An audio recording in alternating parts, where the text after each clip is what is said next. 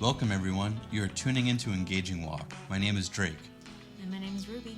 We believe in the power of walking together and talking together. It's a simple act to stay connected, and movement is key. Absolutely. This week, we are going to be discussing the 5 love languages and how to bring yourself closer to your partner as you're walking together. That's right. So, what are the 5 love languages?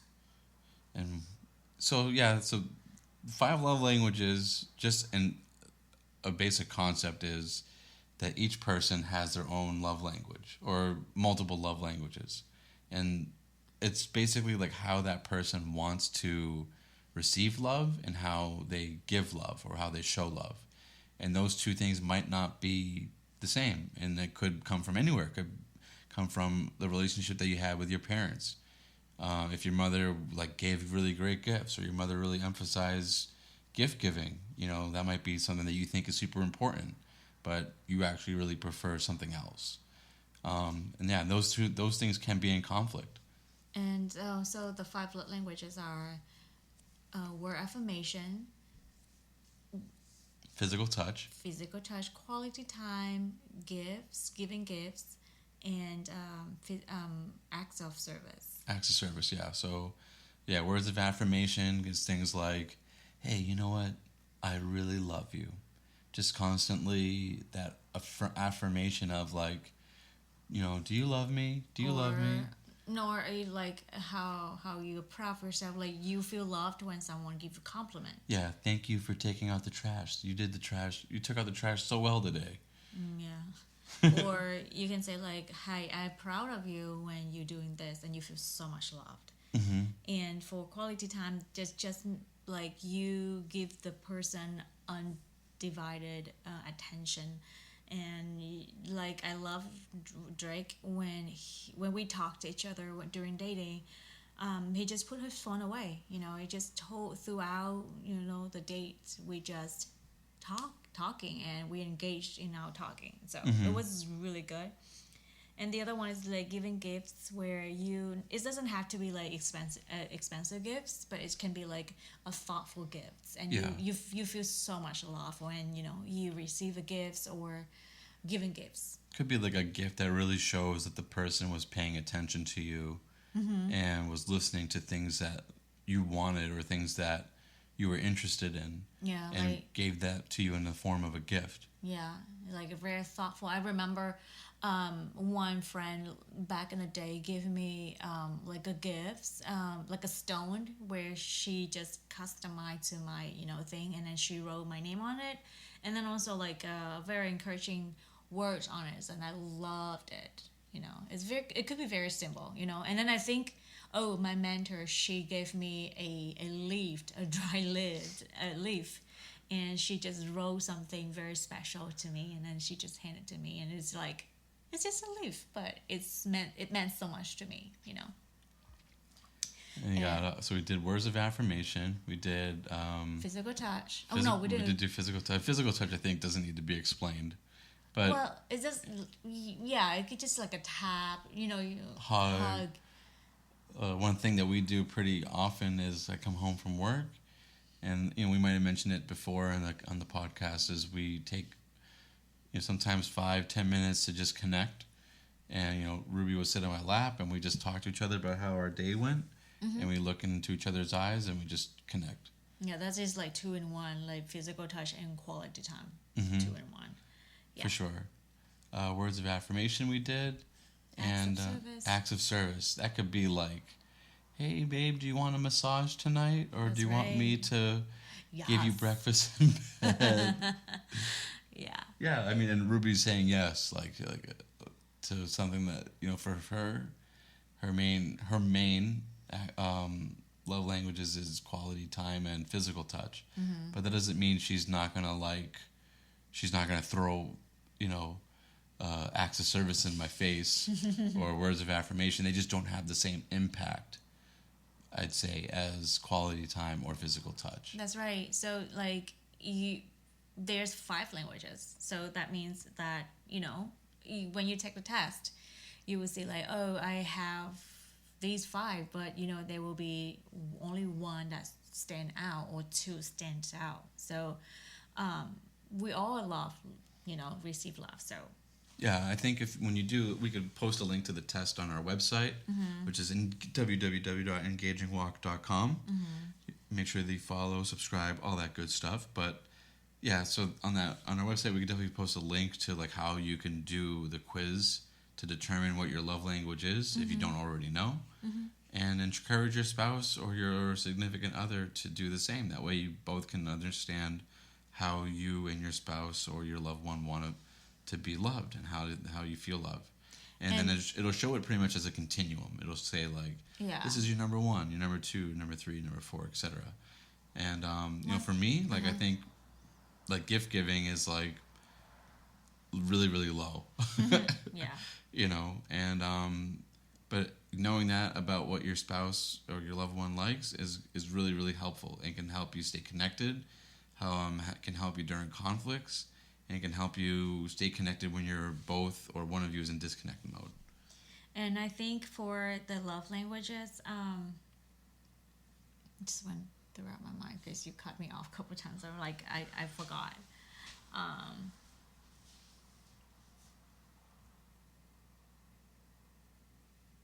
forgot.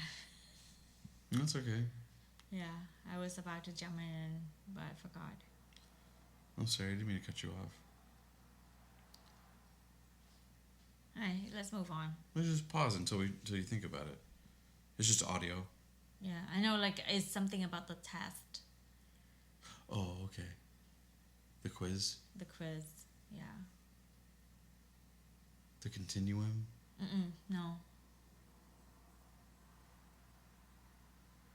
It's just, I forgot.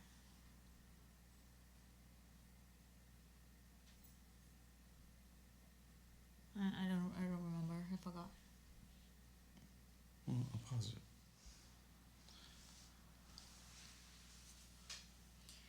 So let's talk about how do you know how knowing your partner's love languages help you in conflicting and during conflict and stay connected to when you're in a disconnected mode. I think knowing each other's love languages will help to calm yourself, like help yourself to calm down and feel loved. Like for example, like when I don't feel connected, or it don't I was in a heated conversation, when Drake hold my hands and it's just like a point of contact, and because for me he would say like, hey, and look into my eyes and say, I want to stay connected with you, or if anything I've done make you upset, I'm sorry, and then let me know what it is. So those that really help me to calm myself down right away, and know that, hey, there is connecting points where we can face the problem and solve it. Yeah, definitely knowing your partner's love language in that sense is, or at least in that scenario, is super helpful. Because let's say, for example, your partner's love language is physical touch, quality time, like Rubie's is. And I go into that situation where, hey, right now we're in conflict, disconnect mode, and things aren't where they're supposed to be. Yeah. And I run off to the store and buy flowers and come back and give her flowers. And she's like, you know what? The flowers look nice, but, you didn't solve the problem. You wasted the money. You wasted money. And, yeah. And it could even make the situation worse. You could feel like you're trying to buy me. Yeah. It'd be like worst case scenario is like, you're just trying to bury this problem with just buying me flowers. That's not what I want. So, I know maybe some guys out there have probably made that mistake, and they're like, why not? My mom always told me to get flowers. Yeah. My dad always told me to get flowers. That's not, you have to know what your partner needs and what they want. And, the main thing is bridging that disconnect with connection and maintaining that goal. Yeah. And if you have that vision, that shared vision, and you have ways in which you can at least make it not so scary, then that goes a long way. Yeah. Yeah, definitely. And one thing that I also, try to observe myself and well, by the way, that is my intelligence, like intrapersonal, where I kind of like step back. And kind of weird to say it, if you are that type, you understand what I'm trying to say. Like in my head, I step back and observe my behavior as I talk to Drake. And I feel like sometimes even like I try my best to try to connect with Drake, but I can't. And so you always give yourself time, and communicate with your partner. Hey, I need some time, and I will be back like an hour or so, or like maybe 2 hours, whatever. Give yourself time to cool off and just to reflect on what happened, and come back and and speak the love language, because I think the love it's like a shortcut to connect back to where you disconnect in things, and it's good when we use the love language to figure out what is this connection, what caused the disconnection happened, the Right. connection. What is that? Always look into the roots instead of the reactions on top. But yeah. They talked about that in church today. That there's responses and then there's reactions, and reactions are your impulse, Yeah. and your response is your measured Yeah. response. Yeah. how you move forward, and moving forward. That's what this is all about. The love languages is about giving love to your partner Yeah. in ways that they can accept it. And if going back to that example with the flowers, it could easily make things worse. If you're like trying to do anything in your relationship, not just giving love, but if you're doing anything that isn't where your partner needs it, or isn't how they want to receive it, and you need constant communication, and you need constant evaluation to figure out like where your partner's at. Like Rubie's example is really good, where hey, right now I'm not feeling so great, I don't know what it is, I need some time to figure it out.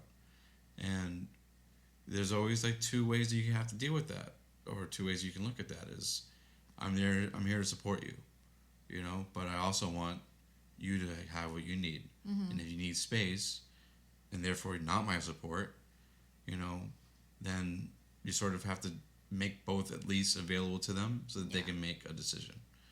Or in any event, it just boils down to communication.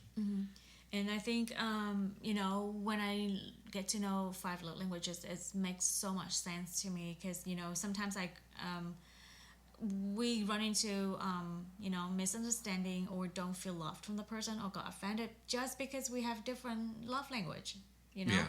And, growing up, I didn't know that term or didn't know that concept. And I, constantly tried to please my mom or dad by, giving them acts of service. Which is Asian, families will know, like acts of service. That's just their love language. But they forgot, like, there's so many things. Like I yearning for. I didn't know that's something that in my life that I yearn for, a hug, a touch, because that's my love language. But never receive it from mom and dad, because that's we don't do in family. We don't even say like I love you. Yeah. In Asian families. Yeah, but, Greek families can be pretty similar. Really? Yeah. Oh. Especially with my grandmother, she's very much like, hey, don't touch me. Oh wow! Okay, I didn't know that. My mother is very affectionate and very warm and inviting, but my grandmother is like, You're a little kid, and you're gonna help fix things around the house, Yeah. or you're gonna get out of my face. Yeah. But I love you, but just not like that. I don't want you touching me. Yeah. So like, if knowing each other love languages, it just solves so much problem and really bridge the connection. So it's take that to all the important relationship that you have, and and yeah, and bloom with that, and bloom the connection with your love and speak that love language. Yeah, and always we might have talked about this, but before, but definitely continuously check back and see, is this still how my partner wants to receive love? Are they going through a life change, a life event where they're for some reason really into getting gifts now? Something might have happened, Yeah. and they're like, hey, you know what? We had a really bad Christmas. You didn't get me anything. Oops. Ouch. And I want to see some gift giving from you. It doesn't have to be negative. It could be positive. It could be that maybe something happened with them and they really have new appreciation for acts of service. Yeah. And they want to see more of that. And you're like, hey, babe, what's up? I thought that you were quality time, and now you're asking for me for all these acts of service. And then your loved one is like, hey, you know what? That's where I'm at right now. And you're like, okay, good to know. We can move forward with that. Yeah, it's always like checking back, or you say, like, hey, I feel more loved this way. I would appreciate if you can focus more on that instead of the previous love language. But talk about that. This is our next assignment. Get ready for the assignment. You want to write this one down. Do you know your partner's love language? And if you don't, this is a great opportunity for you to get to know them more, and share your love languages in giving and receiving to your partner, and with your partner, discuss ways that you prefer to stay connected when you feel disconnected. Yeah, so that could sound something along the lines of like, hey, you know what? If we're having a fight or if we're disconnected for some reason, I would really love it if you came and just held my hand, or put a hand on my shoulder, or gave me a hug, even if my body's like my body's telling you I don't want a hug. That would go a long way to make me feel like everything's gonna be okay. And I know it sounds like contradicting, but like girls usually contradicted themselves. So if you like, no, go away. No, I know you want to. I know you need a hug. I don't want it right now. Go away. But please, guys, keep going, keep pursuing. It can be like that sometimes. Yeah. It can be like that sometimes for sure. But definitely it's better, or if you communicate out, like, hey, if we got heated in communication or in that's why you say these things beforehand. And these are the things that is the fast track to get back to my heart. So spill the beans out. And if you're couples, and you're gonna get into arguments, you're gonna get into conflict, and the goal should be to resolve it as quickly as possible. That's right. And forgive each other. And forgive and move on and learn from it. Yeah, because unforgiveness is poison to yourself. Absolutely. Yeah, holding on to grudges or bringing up past mistakes, things like that, is just not going to be conducive for a warm and inviting relationship. Yeah, that's one of our rules too. Like, if it's done, deal, and we really talk about it, we never bring it up, because that's what I, grow up with. Like, if I make something wrong, then the whole history of mistakes will be brought up, will be revealed, So I'm like, let's pass that, Yeah. It helps, I think, in a lot of cases, like even with our dog, is like we have come to an understanding between each other about that, but we also come to an understanding about that with raising our puppy, which is the puppy did something that we didn't like. We addressed it, and we're not going to hold that against the puppy anymore. We're going to move past it, we're going to forget about it, and we're going to move forward, and we're just going to chalk it up as a lesson learned, and something that is in the past. Yeah. And forgotten about and moved from, and that's, I think, is very, very helpful. Not saying that you make the same mistakes over and over again. That's not what we're saying. No. What we're saying is it gets resolved, or at least it gets moved into a new area, and then you treat it as though it's new. Yeah. If that makes sense. Hopefully that makes sense. But yeah, so we'd also like to thank you all for tuning in. The last few episodes have been really, really fun. We hope you have enjoyed them, and we hope that you can take our engaging walk and make it your own. Yeah. And stay tuned for the next week episode when we discuss about the art of learning each other and yourself in marriage, and the 2 cups in a bowl analogy. Do not forget. Do not forget to subscribe to us. Yeah. Follow us on social media. Yeah, we have plenty of great photos and videos, funny videos of our dog Boba, what it's been like raising her as a puppy. And we also have our engaging walk, Instagram, Facebook, YouTube, shorter clips. But if you really like enjoying the long format of the podcast, please share it, subscribe, and like. And we're just really happy that if you're enjoying the material, you're enjoying the content, and please let us know. Yeah, just take time for spend time with us today. Thank you so much for that. Yeah, thank you so much for that, and thank you for having these conversations, because we feel like the main reason why we do this is so that other couples can learn from these ideas, and we all benefit. Yeah. So if there's things that like, hey, this works in our relationship, like this is things that we really like, put them in the comments. Put them on YouTube comments, on the Facebook comments, the podcast comments, and we look forward to hearing from you. So my name is Drake. And my name's Rubie. And thank you for tuning into Engaging Walk. Both of us are signing out. Bye. See you next time. See you next time.